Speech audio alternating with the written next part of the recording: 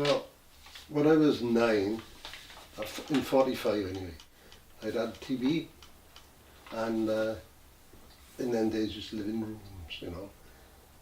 You rented a room with somebody who your luck was lucky or not, like. And when I had TV and come out, after a year, they actually put in again. We'd already had our name down with Newport Council then, and it was 14 years before because I had TV, they gave me a priority.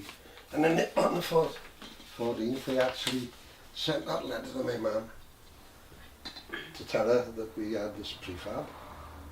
And they had a fridge. So, yeah, as noted in there, it told us we had a fridge. I said, wonder what we wanted that for anyway. It wasn't very warm, mind. Because it's only a little burner. Yeah. They call them. I don't know what they call them. The burners. The little fireplaces closes, and they had a hot air rose, and the vent in the top, and that. Give you the so they said, but we used to have ice on the windows anyway inside, so but it suited us. I know when I used to go and visit him in the winter, the windows were full of ice inside, you know.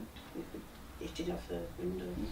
The one room, the big living room was alright, but when he went to bed, it was freezing, wasn't it? It was quite warm. It was a matter of the old coats on the bed and everything like that then, but we were quite happy anyway. Well, the people I think, well in them days, I'm not saying it was bad today, but in them days everybody you could go and leave your door open and nobody would ever bother to come in. I don't mean not come in, but you could trust it. I found it anyway.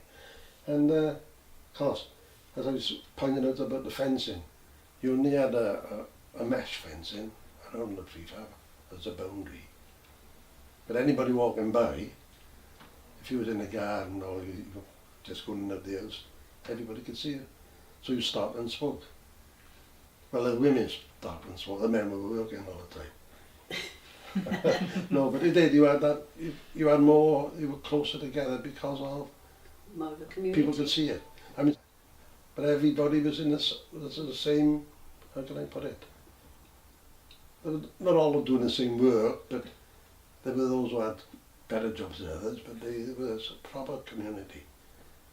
And if somebody had strawberry plants in the garden, everybody has strawberry plants.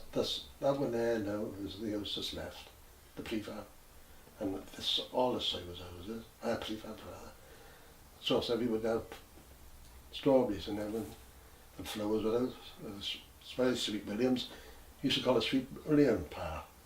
And so on. So it used to be, everybody seemed to, I don't know, everybody seemed to be there for everybody. I suppose it was because they had nothing before, I presume. But, and we met down by the Watery Lane, it's called, Watery Lane. And he said to me, I said, where do you live? He said, I live in a prefab. I said, what's a prefab? Yeah, I was really by there.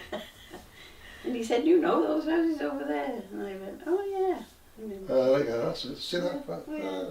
So you were looking a bit down on it? Oh, yeah. I lived in a house. Oh, she was not because she was on a hill either. So you were not that impressed? And no, and then really. he said, well, come down, and then I forget when it was, come down and see me down the prefab. I said, okay. Right. And when I got down there was this little girl this big. And I said, who's that? So he said, oh, I'm my sister. I was babysitting on a Saturday afternoon. She was only 2. You were 16. That proves how good I am. Yeah. And I said, who's that? And then I had a look around the prefab and I said, oh, that's nice. No. And we had the fridge. Yeah, everybody used to have lollipops. They used to make lollipops and all the kids. Yeah. It was lovely the way it was laid out. Yeah. They weren't big enough to take our furniture though. And what happened was, right, we got married and we moved out, and eventually we moved up the valleys. We lived up the valleys for a long time, 27 years I think, wasn't it? Yeah. And his dad was left on his own in the prefab. And he was getting old then, he was really old really. And we said, well, you've got to come and live with us. No, he wouldn't leave his prefab. Wouldn't leave the prefab, no. I'm not moving out of my prefab. No, he wouldn't.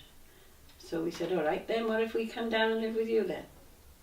So that's what we did. So we sold our We house asked the council and bought a said, prefab. Okay, and then we bought the prefab because you could buy them then. So we bought it, and that's how we've ended up in one of these bungalows, which is fantastic, really. Yeah, it was good. Yeah. But So- his dad was 91 when he died. Yeah. So we He looked would after move him from for here. He about- would move from his prefab.